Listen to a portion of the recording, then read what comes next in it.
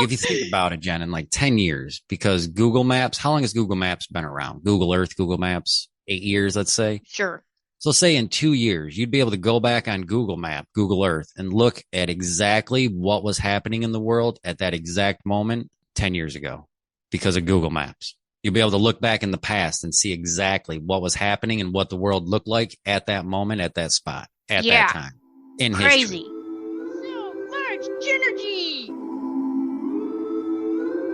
Put in your booby rocks. Live your best life. Keep doing you.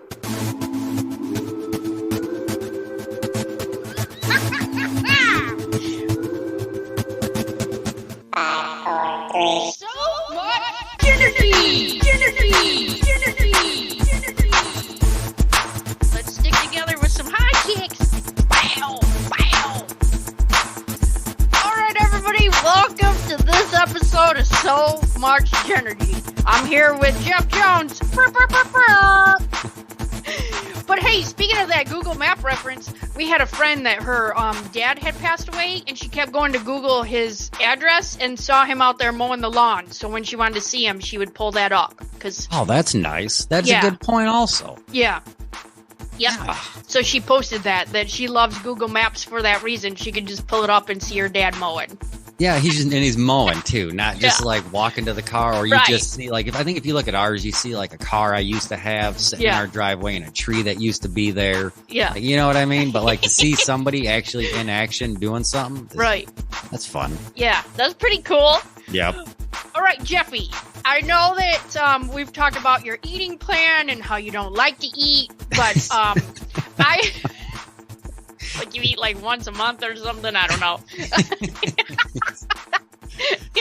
So I was talking to Peanut and I'm like, yeah, I was laying in bed thinking about this eating plan, right? So it's a 2-day eating plan, which I think I've mentioned before.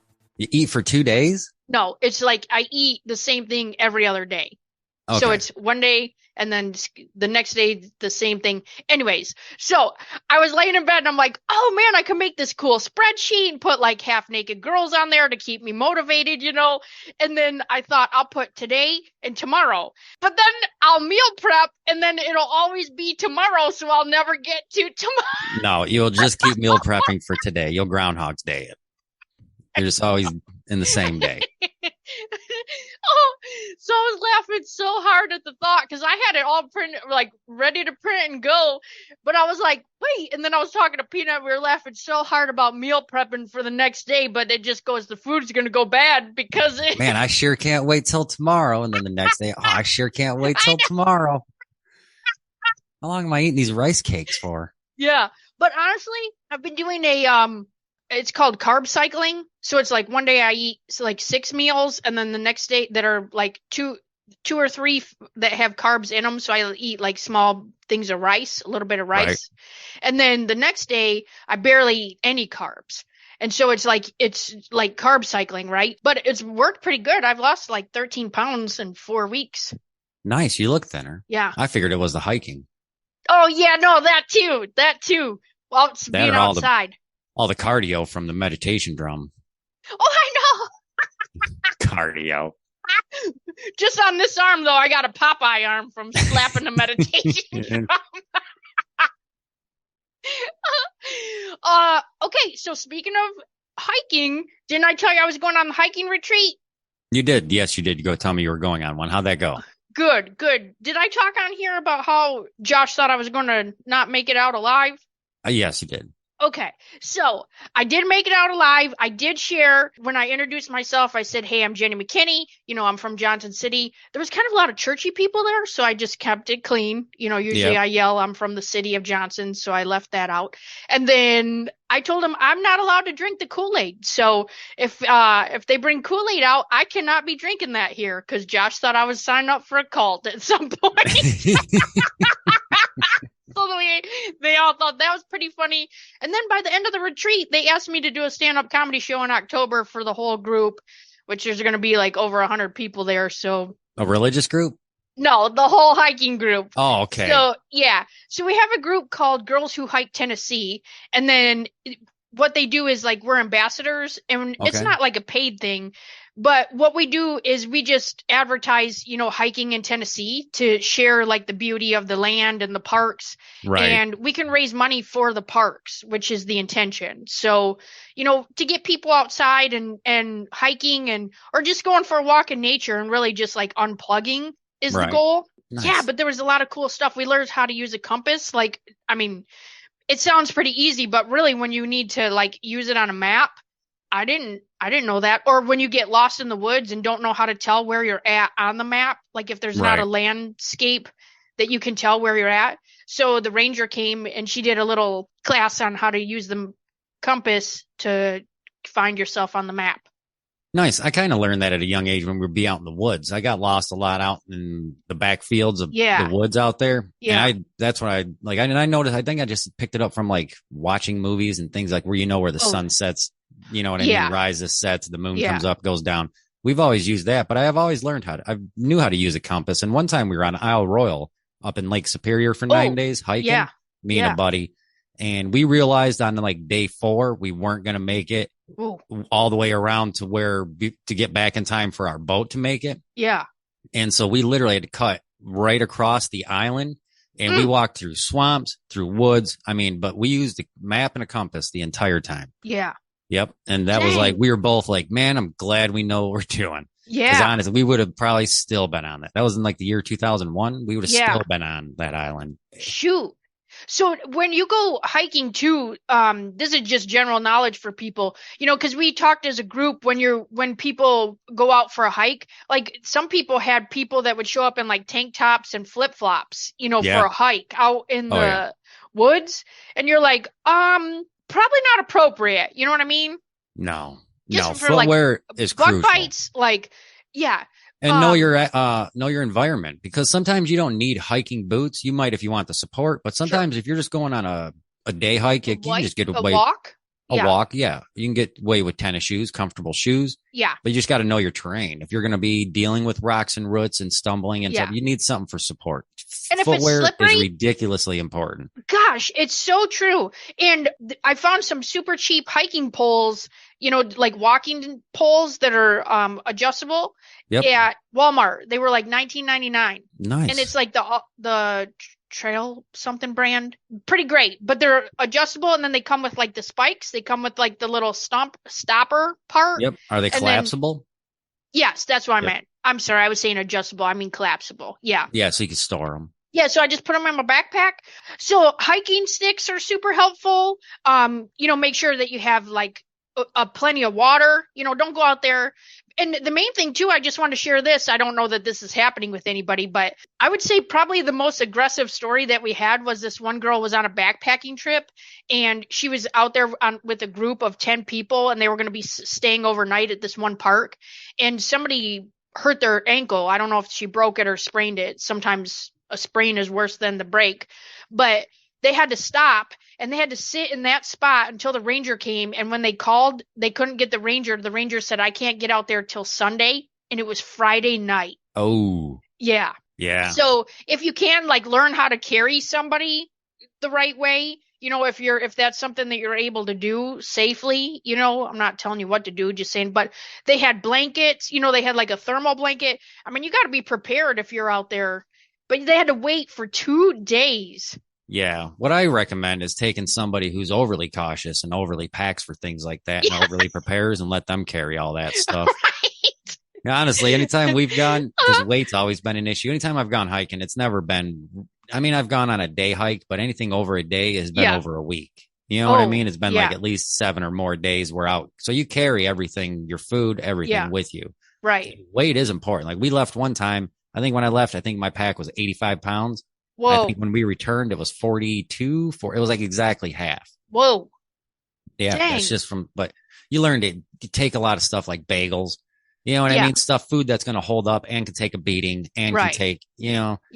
Most important thing I think though is water, clean water. If you don't have a good pump to hand pump your own water out of streams and lakes to use. They have a filter too now that you can put right on the top of your water bottle. Yeah. And it'll filter. You can just drink it right, But again, this guy's what got the emergency situations. What got me thinking about that is if you're somewhere on an island, and you're not even near clean water, is you can buy these tablets that you can just drop into your water, shake it up, let it sit there for 5 minutes. It kills everything in the water. Oh, okay. But it's just, I recommend those. Keep those in your pack. Those won't, those weigh as much as an Advil.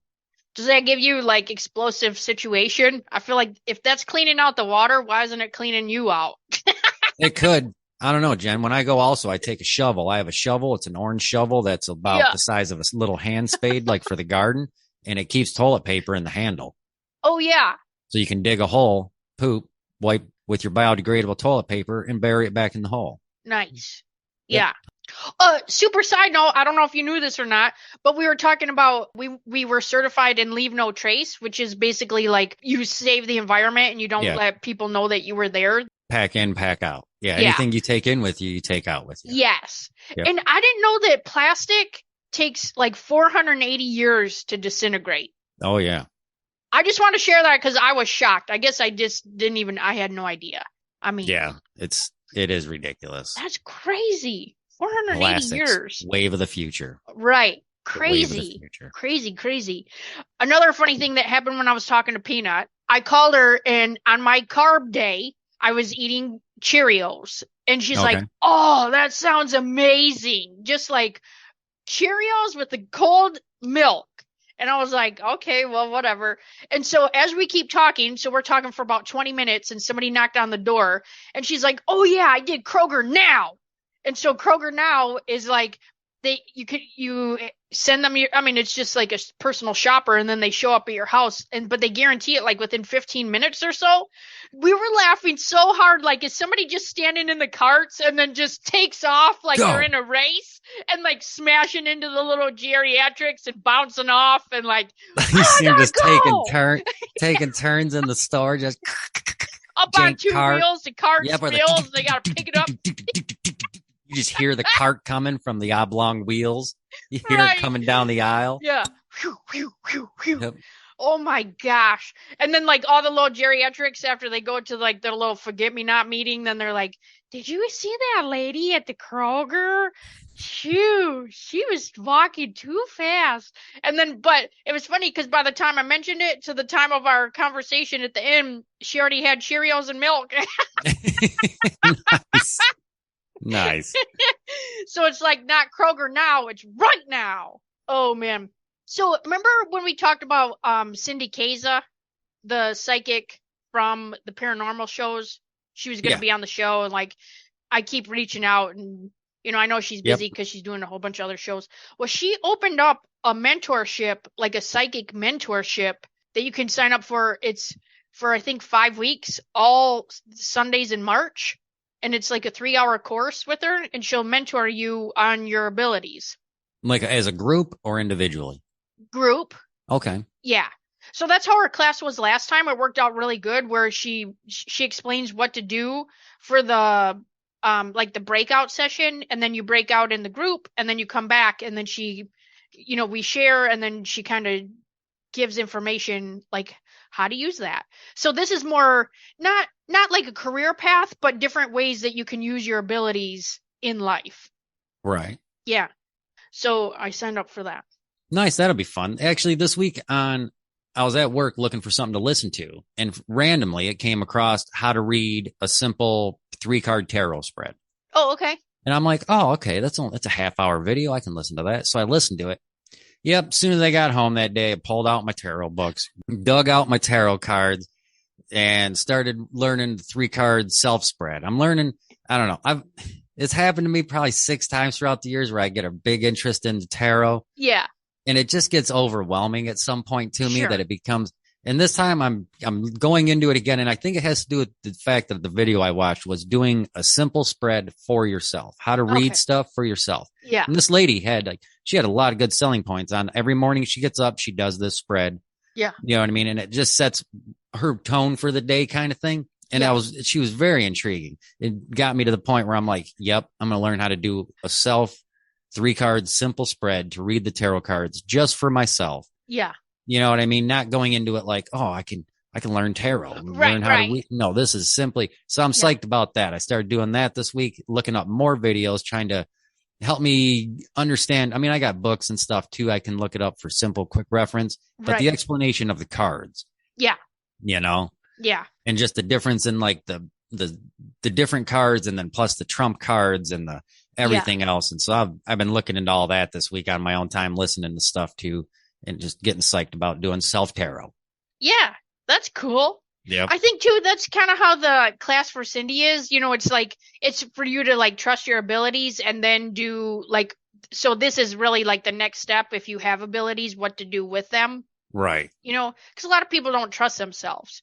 I don't trust myself reading tarot for like somebody else. Okay. I mean, I wouldn't trust myself doing that. I don't. And then again, it could be because I'm not confident enough that I know what all the cards mean and what situation and how to interpret them. Well, I think even the main thing is really like if your card deck has a book, you just have to remember what each card means. And then the card deck is really like, so if somebody else is doing it and they shuffle the cards and then they pull the cards, those cards are just tools for them to get information. Right. I don't know. I feel like even if you did it for somebody else, you can still use the book. Oh yeah. It's just really like having to memorize what It's each that. card is. That's also why I'm doing it for myself, is because Yeah. I can sit there and I can take the time to look up each card and read the meaning and then figure out how does that apply to what I'm doing. Right. One thing, and I don't want to sound like I'm half-assing it, but one thing I did like is that this lady, the first video I'd clicked on to read a simple spread, she doesn't believe in the reverse, which I like. Oh. I like that she doesn't, because that's where things have always gotten confusing for me, is if Yes. you flip a card and it's upside down. Yeah. Well, some stuff you read finds that like that means the opposite of what that card actually means. And other people imply that if it's upside down, it's not for you, but for somebody else. Not only that, the thing is when it gets upside down, is somebody just put it back in the deck the wrong way. Well, it's from shuffling and stuff. You know what I mean? But that's what I'm saying. Like, but that kind of comes into the reading. A lot of people buy into the reverse read and the this and that. But this lady's like, no, I just spin the card around. Yeah. I like that. Like she just, it's good. simple. Again, that's also why it was a simple video, because like, look, just because this card, the 5 of staves, is upside down does not mean this. It just means flip the card around. Yeah. And I'm like, you know what? Yep. Because that's also where I've gotten confused with in the past reading and doing tarot. Yeah. Is that you got to know all the meaning of the cards, but then you got to know the reverse meaning of them. The reverse meaning, and then how does it affect the cards next to them? Like, next to if these two are together, it's all this. Of that pertaining to this situation. Yeah. You know what I mean? Yeah. Or this question or this day. And so this lady, though, it just broke it down and was like, look, she didn't say it, but it's kind of like the KISS method. You ever heard that? Like, keep it simple, stupid. Yeah. Like when you're overthinking or over analyzing something, just keep it simple. Yeah. You know what the I mean? other thing too is like they have other decks like that are pretty basic, like yes or no decks, that are be like, yes, you're headed in the right direction, no, you're not. So all you have to do is just put your question out there, like, or the direction. So I know that you're looking for a little more, like if that's a daily thing, then for your day. Yeah, I think so. That's where I'm trying to get it. I don't have that kind of time in the morning, but like I'm thinking it's going to be an evening thing, because that's generally when I'm winding down. Yeah. You know what I mean? I'm trying to relax, things like that. And so I don't know. Once I can get down the habit and the routine of it, I'll get more comfortable with the cards and the more different cards I get and how do they, you know what I'm saying? Right. It's a process, but it's fun. It's fun. Yeah. But I didn't see that coming this week. That just randomly, and all because a quick video come across my YouTube when I was looking for something. I'm like, I'll give that a listen. Yeah. I wasn't looking up any other time in the past. I've looked up tarot stuff, like back into tarot. Yeah. Look stuff up, but this time I'm like, oh, that's weird. Like, I guess I'll listen to it. And then just from then, it's like, yep, I got to get my stuff out and do all this and look. No, it's just fun though, because the simple 3-card spread is just 3 cards, 1, 2, 3. It's like what's happening, what's happened before, what's going to happen, and what's going to get you there, kind of thing. I like it. So, yep, I do too. It's easy. Well, keep us updated on that. Let us know how that's going. Oh, yeah. Perhaps I could do a reading for you at some point in the future. Only because I can always pause this and sit here and look up my cards. Right. So I told you that our neighbors moved behind us, right? So did I tell you that? Nope. So Linus and the girl dog back behind us have been friends for, well, shoot, we've had him for 2.5 years. And so there was a girl dog back behind us. They had a whole ritual. I'd let him out. She'd bark. They'd run up and down the fence 3 times. And then he walks off and she walks off. So they had this whole thing. Well, they moved at the beginning of the year or late last year, like Okay. maybe September. Never even told us. And I feel like if your dogs are friends, you should tell somebody that. You know what I mean? Yeah. I don't know, just my personal opinion. So he's been like kind of lost, and now there's another dog back there because it's a rental house, and that dog has nothing to do with him, and he just is like turned into whiny. Like he just was like, "Will you come No, he outside and lost play his with me?" friend. Yeah, like they don't Yeah. have anything to do out there, and like he's just like do do do. So I found a bark bar. It's a dog park that you can drink at. I mean, I don't drink, but it's nice that they offer alcohol, I guess. But it's like open, it's called off-the-leash bark bar. And so you just take your dog and let them run around with other dogs. I mean, you have to get approved. You have to like send your vet Right. records and all that.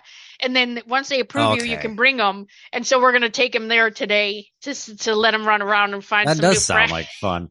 I also was thinking too before you said that they kind of vet you, you know what I mean? Like your Yeah. records and stuff. It'd be funny just to go there all drunk with a leash and just walk around like Spot. Yeah. Is anyone sitting like just trying to meet women at the bark bar? Like you lost your dog, but you didn't really come there with a dog, Yeah. but you're drinking. Yeah, but it's kind of fun because they have like a little obstacle course for the dogs and like, the little tunnel they can run Right. through or things they could jump on or little platforms and That's funny you say that too. We had gotten our dog, Mac, not long ago, and at the shelter, they brought here from Arkansas or Alabama, oh, okay. and there were 6 of them. Oh, And they all had these hillbilly names. When they came up, they had them. yeah. But the whole time our dog, Mac, was at the shelter, he was there with his brother, Bo. Every picture they have of this dog, it's him and Bo. And I regret not. Remember, I told you when we went there, we were kind of on the fence. Like, and when we came out of the room with Mac and we were going to tell the lady, hey, we'll take him. We're going to adopt this one. His brother was at the front desk with another family. And right when we walked out, they were like, hey, what do we need to do to get the ball rolling on Bo? And so we were like, sweet, he's getting adopted. Same day Mac is getting adopted. And so, but at the same time, I wish I would have got those people's email Mm, because I feel like Mac would like to probably see Bo. He yeah. didn't have withdrawals when we got him because we have Jethro as well. So when he showed up here, it's a new environment, new people. He kind of didn't think about it. But I Right. think like in the back of that dog's mind, he's probably like, didn't I know some other dogs? Yeah. You know, Yeah. and I wish I would have kept in touch with or got those because I even told Andrew like we should get those people's emails so that Bo and Matt can still like meet up at a dog park. You know what I mean? And the shelter wasn't Right. far from our house, so those people are probably still in the vicinity. Yeah. But I will say that those people that adopted his brother, the only reason we didn't is because they were very weird. Oh, They looked like shut-ins. whoa. Does that make sense? Like you could Yeah. tell by looking at these people, they don't have much interaction with society. Yeah. Oh, And so yeah. Andrea was like, I don't know about getting their exchanging emails with, I don't think we comfortably feel like Right. meeting up with those people. Yeah. But it sucks because they got the other brother of Mac. Yeah. Yep. Dang. Yeah. So I'll let you guys know how it goes with the bark bar. Yeah, that sounds like fun. Yeah, super fun.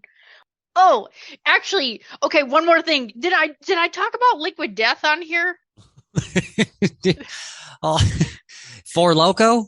No, did I talk about that? I don't think so. No? Okay. So we went to a concert in Asheville, Town Mountain. It's a Okay. country younger kids group, Town Mountain, and the venue we were at was called the Orange Peel, and it's an old skating rink that they cut in half, put a stage, and then it's still the wooden floor, and the stage, pretty great, but it's standing room only. Like you have to, so we get there and we're probably 3 people back from the stage, like kind of not all squished in, kind of just lounging around. We have an hour till the show starts. Actually, before that part, I'm sorry. So we're kind of all lounging around out in the front of the stage part. We go up to the bar and Josh orders a drink and then I order a water. And they put this can of water down and he pops the top on the can and hands it to me.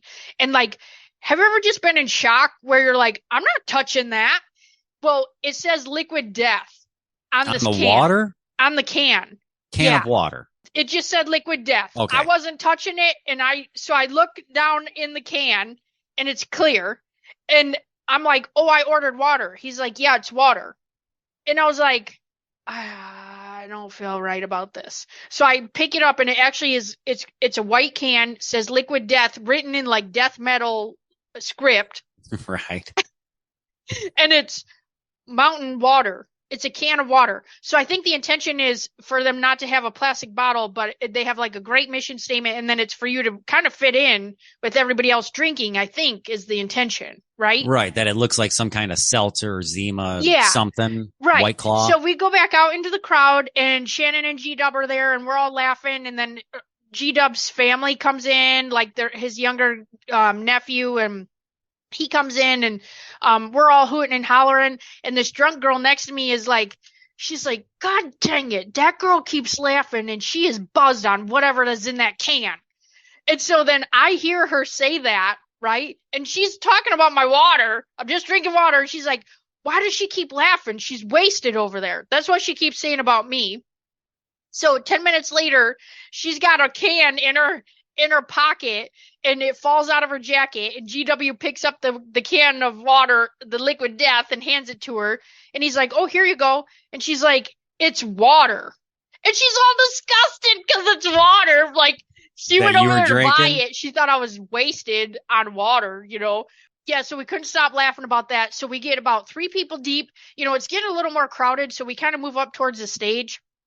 The guy in front of us, they're kind of those people that are like, they're already wasted. They're super loud. They keep turning around and like are yelling at the person standing behind them, but they're in front of us. Then all of a sudden the guy starts waving, waves his buddy over. 7'2", this guy stands right in front of GW.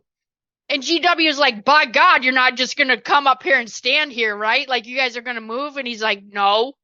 And then his buddy comes, 7 foot tall buddy. His girlfriend shows up, 6'5", and they're all standing in front of us. So we're trying to like move over, and we can't because now it's everybody's crowding up. And so finally, like, every time that 7'2" guy, because my head was right here and his elbow was right here, every time he was like doing stuff, and GW said before we moved, he's like, hey, everybody, how was the concert? Plaid. It was plaid. Like, because they all just had plaid on. Like, couldn't see anything else. It's a whole wall of plaid. And what are you going to do? Be like, hey, man, get out of the way? Like, yeah. No, but people that tall know what they're doing. Yeah. You know what I mean? Yeah. But they know nobody can see around. Yeah. It was too much. And then all of a sudden, like, I'm normally super claustrophobic in a crowd like that because it got real jammed real quick. And we were still trying to like squeeze to the side of them. And G-Dub and Shannon had made it up to the side of them, and we were standing behind them. The girl next to me flicking her hair, her long hair all over into my water and on my face, and like, and the floor was shaking. Oh, it felt like it was going to collapse. So I was like, we need to go to the bathroom and not be in here when this collapses. That's what it felt like. The floor was going to collapse. I didn't like it. But we found this cool little bar part down in the basement. They had a couch, and we were only 10 people down there. So we just sat there and watched the concert on the screen, but you could still see the guy's tall head up at the stage. Nice. Yeah, that was too much. Hilarious. Woo. All right, Jeffy. Well, join me again next week where you and I, if you're available, are going to talk about intentions. So we're going to share some information on intentions and some things you can do just in life to lead a better life. Yep. So join us for that. And then you can share an update on one of your hobbies that you're going to give more information I'm psyched about it, Jen. Wait till you see this thing. I know. I can't wait. I'm excited. I'll give you a clue. Okay. Oh. Hear that? A little bit. Or that? Yeah. Yeah, that was better. We'll see. Yeah. At first, it sounded like a cuckoo clock going off.